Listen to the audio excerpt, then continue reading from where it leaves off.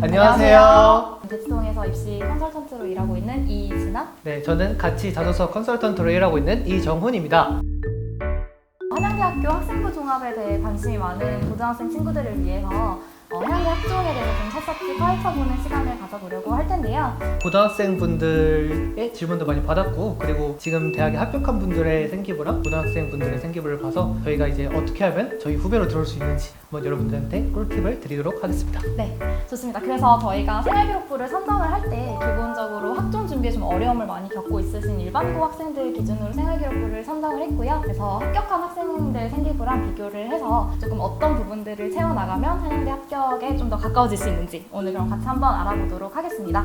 자, 그러면 질문을 한번 읽어볼게요. 한양대 학종 준비 시 가장 신경 써서 준비해야 될 부분이 무엇인가요? 라는 질문이 있습니다. 사실 학종을 준비하는 학생들에게 가장 중요한 건 저는 내신이라고 얘기를 하고 싶습니다. 한양대학교의 경우에는 내신을 정성평가한다라고 모집 요강에 명시가 되었어요. 그래서 내신을 아예 안 보고 평가 방식이 안 들어가는 게 아니기 때문에 일단은 내신도 가장 중요하다. 다음 질문. 자, 한양대는 계열 적합성을 본다고 하는데 전공 적합성과의 구체적인 차이 그리고 평가 방식이 어떻게 다를지 궁금합니다. 네, 한양대학교에서는 꾸준히 입학처에서 계열 적합성을 더 많이 본다라고 얘기를 해오고 있는데요. 사실 이 부분은 고등학생 입장에서는 굉장히 희소식이에요. 왜냐면 고등학생 입장에서 사실 전공과 딱 맞는 적합성을 맞추는 게 굉장히 어렵습니다. 인문 대학을 기준으로 하자면 철학적인 소양도 있어야 되고요. 그다음에 언어 능력도 어느 정도 있어야 되고요. 이게 이제 계열 적합성이라고 할 수 있겠죠. 근데 거기서 전공 적합성을 생각해 보시자면 제가 그럼 인문과학 대학 중에서 국어 국문학과를 가고 싶다. 그럼 여기서 이제 한국어 문학 능력, 어학 능력을 조금 더 더하면 되는 거죠. 계열 적합성이 전반적으로 전공 적합성보다 좀 넓은 범위다. 그래서 고등학생 입장에서는 준비하기가 좀 여유가 있다. 딱 그 학과에 맞지 않아도 한양대학교에서는 감안을 해준다라고 생각을 하시면 될 것 같습니다. 생활기록부의 각 요소들을 보면서 어떤 부분을 어떻게 채워나가야 될지 설명을 드리면 될 것 같은데요.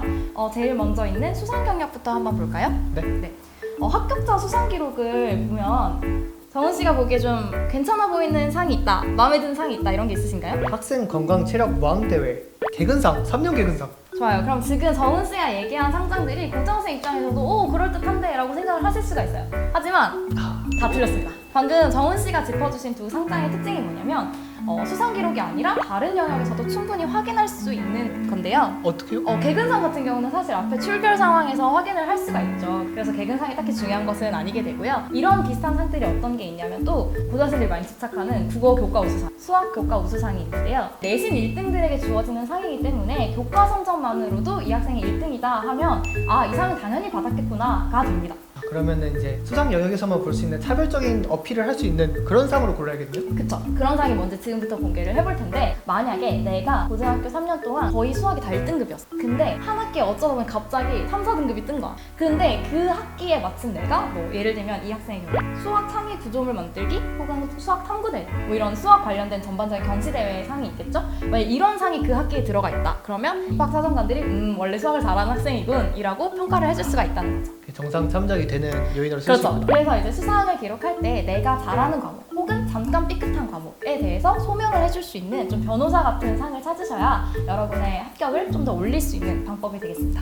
수상 다음으로 이번도 중요한 부분인데요. 창의적 체험 활동 상황, 줄여서 창체라고 많이 하는데 이 부분에 관한 질문도 한번 보겠습니다. 저는 남들이 다 하는 활동 말고 좀 차별화된 비교과 활동을 하고 싶어요.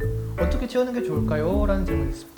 네, 이 부분은 지금 받은 생활기록부를 기준으로 한번 설명을 해보면 좋을 것 같은데요. 네. 같이 한번 볼까요? 고등학생 생활기록부에 써져 있는 내용을 간단히 한번 읽어보도록 하겠습니다. 자율활동 부분인데요. 나비 생태계, 사회관람을 통한 문화예술활동, 인근에 있는 과학관을 탐방 등의 내용에 대해 기재가 되어 있네요. 그럼 정훈 씨가 보기엔 차별화된 비교과 활동이라고 느껴지시나요? 차별화된지는 잘 모르겠어요. 물론 좋은 활동이고 전공이 좋은 건 맞는데 근데 이 정도는 공부 열심히 하고 준비 열심히 하는 학생은 누구나 다 하는 정도 아닌가요? 그렇죠. 이 부분을 합격생 생기부를 가지고 한번 이야기를 해볼게요. 합격생도 비슷한 자율활동을 했는데요. 기스, 박테리오, 파즈와 DNA 만들기, 중화 반응에 대한 실험, 본인의 진로와 관련된 동아리, 특정 동아리에 들어가서 다양한 실험을 해보고 싶다는 생각을 하게 되었다. 라고 기재가 되어 있는데요.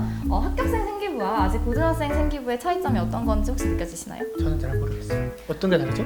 생활기록부에는 내가 어떤 활동에 참여했는지도 중요하지만 그 활동을 통해서 내가 무엇을 느꼈고 내가 정확히 어떤 아이디어를 기획을 했는지가 담기는 게 중요합니다. 그러니까 정확히 말해서는 생활기록부만으로 이 학생의 결과에 대해서 짐작을 할 수 있어야 한다는 건데요. 자기소개서가 없기 때문에 이렇게 어떤 활동을 했고 거기서 자기가 어떤 역할을 했고 어떤 걸 느꼈는지를 어필하기 어렵기 때문에 게 한양대학교의 경우는 특히 더 중요한 것 같아요. 네, 그렇죠. 그래서 한양대학교 생기부는 좀 더 구체적으로 기재되어 있는 학생들이 합격률이 올라가는 모습을 볼 수 있는데요. 이제 다음으로는 생활기록부의 꽃, 즉 창체의 꽃이라고 할 수 있는 동아리 활동에 대해서 얘기를 좀 해보려고 하는데요. 네, 제가 자기소개서 첨삭할 때도 이 동아리가 가장 비중이 많아요.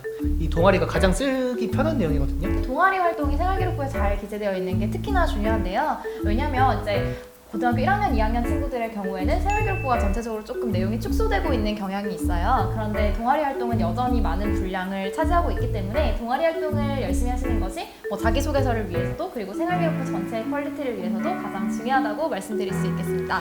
네, 아까 체험과 같이 동아리도 이제 무엇을 했느냐도 중요하지만 어떻게 서술했느냐도 정말 중요하거든요. 그럼 우리가 이 생기부를 직접 보면서 어떤 부분이 잘 되었냐, 학교에 토끼풀이 많이 분포하는 이유를 토론하는 과정에서 종 다양성 감소 원인에 대한 궁금증이 생겨 국립 생태원을 활용하여 서식지 감소 문제에 대해 좀 더 깊이 조사하게 됨. 또한 지역 내 의과대학 해부학 교실을 찾아가 해부학의 다양한 역사 및 필요성에 관한 강연을 듣고 컴퓨터 카드화 해부, 복강경 실습, 의료용 로봇을 체험함.